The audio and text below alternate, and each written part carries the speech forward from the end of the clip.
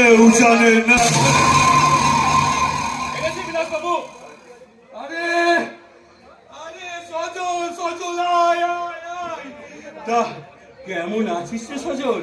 ভালো আছি, কিন্তু তার আগে বলো তুমি আমায় হঠাৎ ডেকে পাঠালে কেন? আরে এই বিলাসটাকে তুই একদম ভুলে গেছিস তাই না? আরে শুনলাম নাকি ফুলকি ওই বিলেত থেকে পাস করে এই গ্রামে ফিরেছে। হ্যাঁ গো হ্যাঁ, সে তো একবারে বেঞ্চায় হয়ে গেছে। তাকে তাকে দেখলে তুমি চিনতেই পারবে না। নিশ্চয় নিশ্চয়ই খুব বড় হয়ে গেছে।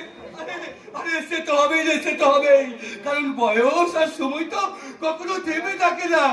জানো জানো অপরাজিতা, আমি এই দুটো ভাই বোনকে সেই ছোট্টবেলা থেকে চিনি। তখন তখন এই সজল পড়তো ক্লাস 6-এ আর ফুলকি পড়তো ক্লাস 5-এ। আমি তখন ওর বাবার কারখানায় কাজ করতাম। হ্যাঁ, অল্প দিনের মধ্যেই তুমি বাবার কাছে খুব চলে এসেছিলে। বাবা বাবা তোমাকে খুব বিশ্বাস করে। কারখানার কাজ করতে করতে তুমি আমাদের বাড়িতে কাজও শুরু করলে।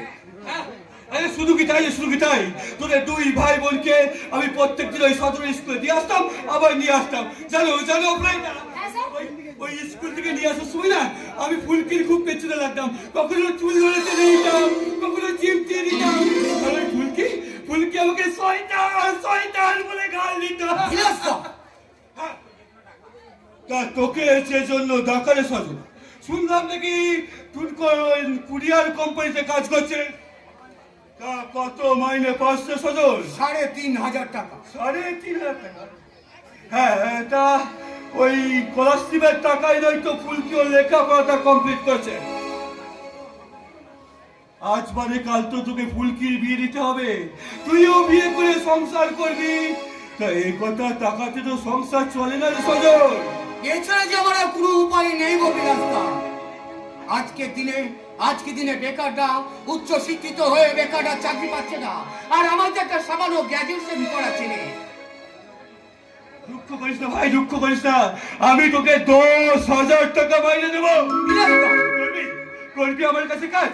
জানিস আমার অফিসে একটা অধিকারী বলে সুপারভাইজার ছিল, দিন কয়েক আগেও মারা গেছে। ওই চেয়ারটা খালি পড়ে আছে। আমি চাই কাল থেকে তুই ওই চেয়ারে বস সজল। তুমি কি বলছো তো বিলাসদা? স্বপ্ন দেখাচ্ছিল রে, স্বপ্ন দেখাচ্ছিল। আমি তোকে বাস্তবে রাস্তা দিয়ে হাঁটতে সাহায্য করছি।